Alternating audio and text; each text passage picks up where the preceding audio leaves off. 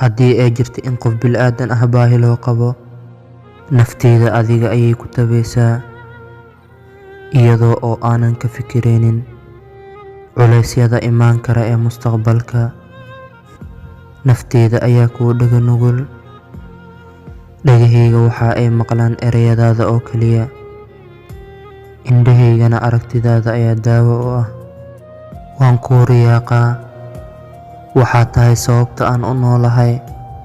Haddii ay aniga xaggayga sidaas tahay, ogow meel ka mid ah dunida waxaa ku nool qof riyadiisu tahay dhoola caddeyntaada. Waan ku jeclahay in ka badan inta aan wada jirno. Waxaan haystaa wax walba oo aan u baahanahay wada jooggeena. Waxaa tahay rajadeeda iyo dhammaan riyadeeda. Wax dhib ah ma lahan wax kasta oo nagu dhaco mustaqbalka. Wada jirkeena ayaa wax walba ka weyn. Mar walbana dhinacaaga ayaan taagnaan doonaa, oo waqti walba garabkaaga ayaan ahay, waayo la jirkaaga ayaa ii ah farxad.